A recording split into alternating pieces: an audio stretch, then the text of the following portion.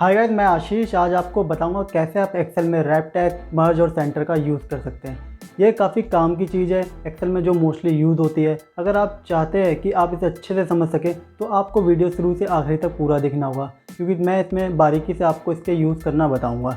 चलिए फ्रेंड, देखते हैं। आपको समझाने के लिए मैंने यहाँ पे एक सैम्पल शीट बनाई हुई है जिसका नाम मैंने दिया है प्रोडक्ट ऑर्डर शीट, जिसमें प्रोडक्ट का नेम, उसका वेट, उसका क्वांटिटी, उसका प्राइस और उसकी टोटल वैल्यू दी गई है।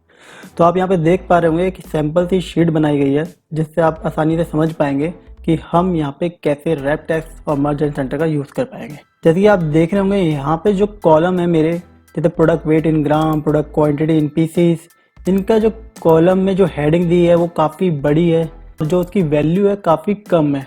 अगर आप चाहते हैं कि इस वैल्यू के अकॉर्डिंग ही इस कॉलम का साइज कर दिया जाए तो अगर आप इसे छोटा करते हैं तो आप देखेंगे कि यहाँ पे जो कॉलम का नेम होता है वो हाइड हो जाता है। तो आपको कॉलम का नेम दिख नहीं रहा कि ये किस टाइप का कॉलम है। आपको इस पर क्लिक करके यहाँ ऊपर से आपको यहाँ पे रीड करना पड़ेगा कि किस टाइप का कॉलम है। वैसे ही अगर आप सारे कॉलम के साथ करेंगे तो आपको ये प्रॉब्लम आएगी। तो इसको कैसे हम सही कर सकते हैं, चलिए मैं बताता हूँ। उसके लिए यहाँ पे आपको एक ऑप्शन मिलता है रैप टेक्स्ट। आपको करना क्या होगा, इन सारी फील्ड को आप सिलेक्ट कर लीजिए, इन सारे कॉलम को, और यहाँ पे रैप टेक्स्ट पे क्लिक कर दीजिए। जैसे ही आप क्लिक करेंगे इस कॉलम के अकॉर्डिंग पूरा एडजस्ट कर लेगा और आपको इसमें कोई दिक्कत नहीं होगी कि कौन से कॉलम पे आपने क्या लिखा है। अगर आप जितना से छोटा या बड़ा करेंगे उस हिसाब से ये इसके कॉलम को नेम को एडजस्ट कर लेगा। तो आपको आसानी रहेगी ताकि इसे पढ़ने में भी, और जब आप इसको कभी किसी पेज पे प्रिंट करेंगे तो आप आसानी से इसे पढ़ भी पाएंगे। तो इसमें तो आपको अभी पता चला कि हम रैप टेक्स्ट का कैसे यूज़ कर सकते हैं। अगला ऑप्शन हमारे पास आता है मर्ज एंड सेंटर का। उसके लिए करना क्या होगा, यहाँ पे जैसे आप देख रहे हैं प्रोडक्ट ऑर्डर शीट मैंने इस वाले सेल पे लिखा है, बट जो अदर सेल्स है वो ब्लैंक है। अगर मैं चाहता हूँ ये प्रोडक्ट ऑर्डर शीट है वो सेंटर में आ जाए और ये सारे सेल मेरे को एक सेल में दिखाई दे, तो मुझे करना क्या होगा, मैं इन सारे सेल को सिलेक्ट कर लेता हूँ जिस पे प्रोडक्ट ऑर्डर शीट लिखा गया है उसके साथ। उसके बाद मुझे इस पर क्लिक करना पड़ेगा मर्ज एंड सेंटर पे। मैं मर्ज एंड सेंटर पे क्लिक करता हूँ तो आप देखेंगे इसने सारे जो सेल थे उसको मर्ज कर दिया है और यहाँ पे सेंटर में दिखा रहा है प्रोडक्ट ऑर्डर शीट। जैसे कि आपको यहाँ पे पता ही है कि जो यहाँ पे तीनों ये रॉस है, इनमें जो डाटा है वो पार्लेजी वाला ही है। तो आप इसको भी मर्ज एंड सेंटर कर सकते हैं। यहाँ पे मर्ज एंड सेंटर करूँगा तो ये मर्ज एंड सेंटर हो जाएगा। इसको भी मैं एडजस्ट कर लेता हूँ। ऐसे करके मैं सबको यहाँ पे एडजस्ट कर पाऊँगा। अगर मैं चाहता हूँ ये सेंटर में मुझे दिखाई दे तो मैं सबको सिलेक्ट करके यहाँ पे अलाइनमेंट में क्लिक कर लूँगा, मिडिल अलाइनमेंट में। तो ये आप देखेंगे मिडिल अलाइनमेंट में इस तरीके से आपको दिखाएगा। तो यहाँ पे आपको पता चला कि मर्ज और सेंटर का हम कैसे यूज़ करते हैं। चलिए मैं आपको इसके और यूजेस बताता हूँ। आप यहाँ पे राइट साइड पे यहाँ पे क्लिक करेंगे तो यहाँ पे आपको और भी ऑप्शन मिलते हैं, जैसे मर्ज एंड सेंटर जो ऑलरेडी मैं आपको बता चुका हूँ, मर्ज एक्रॉस, मर्ज सेल और अनमर्ज सेल। अब इनमें डिफरेंस क्या है चलिए मैं आपको बता देता हूँ, नहीं तो आपको डाउट रहेगा और आपका पूरा अच्छे से क्लियर नहीं हो पाएगा मर्ज एंड सेंटर का टॉपिक कि इससे हम क्या क्या यूज़ कर सकते हैं।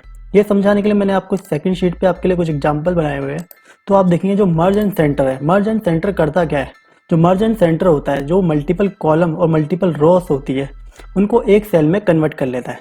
जैसे कि मैंने यहाँ पे लिखा हुआ है IT टेक एजुकेशन। अब मैं इसको जरा सिलेक्ट कर लेता हूँ। जैसे ही मैंने इन कॉलम्स और रो को सिलेक्ट कर लिया है और मैं इस मर्ज एंड सेंटर पे जब क्लिक करूँगा तो आप देखेंगे ये मर्ज हो गया और ये एक सेल बन गया है। मर्ज एंड सेंटर था, इसने मर्ज करने के बाद इसको सेंटर में ले आया नीचे की तरफ, IT टेक एजुकेशन।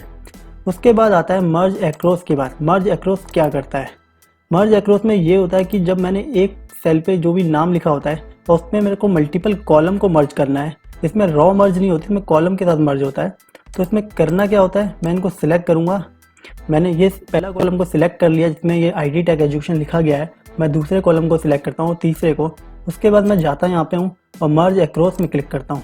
तो आप देखेंगे ये जो यहाँ पे 3 कॉलम थे वो अब एक कॉलम में कन्वर्ट हो गए। उसके बाद हम बात करते हैं मर्ज सेल की। जो मर्ज सेल होता है, हमें मर्ज सेल करता क्या है, तो मर्ज सेल भी बिल्कुल मर्ज एंड सेंटर की तरह ही वर्क करता है, बट इसमें डिफरेंस बस इतना सा है, इसको जब हम सिलेक्ट करते हैं और जब हम मर्ज सेल पे क्लिक करते हैं तो ये इसको मर्ज तो कर देता है बट ये सेंटर में नहीं आता। ये जहाँ से टेक्स्ट स्टार्ट हो रहा होता है ये वहीं पे उसको लाके रख देता है।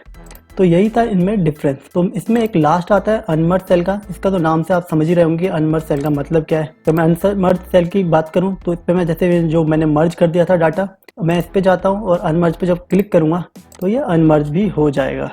तो आज आपको इसमें पता चला कि मर्ज एंड सेंटर का कैसे यूज़ करते हैं और रैप टेक्स्ट का भी यूज़ करना मैंने आपको बता दिया है। आई होप फ्रेंड आपको ये समझ में आ गया होगा कि कैसे एक्सेल में रैप टैग्स और मर्ज और सेंटर का यूज़ किया जाता है। अगर आपका इससे रिलेटेड कोई भी क्वेरी है तो हमें कमेंट बॉक्स में बताइए, तो हम उसका आंसर करेंगे। अगर आप चाहते हैं ऐसी आपको मेरी बनाई हुई वीडियो की नोटिफिकेशन टाइम टू टाइम मिलते रहे तो प्लीज़ हमारे चैनल को सब्सक्राइब कीजिए।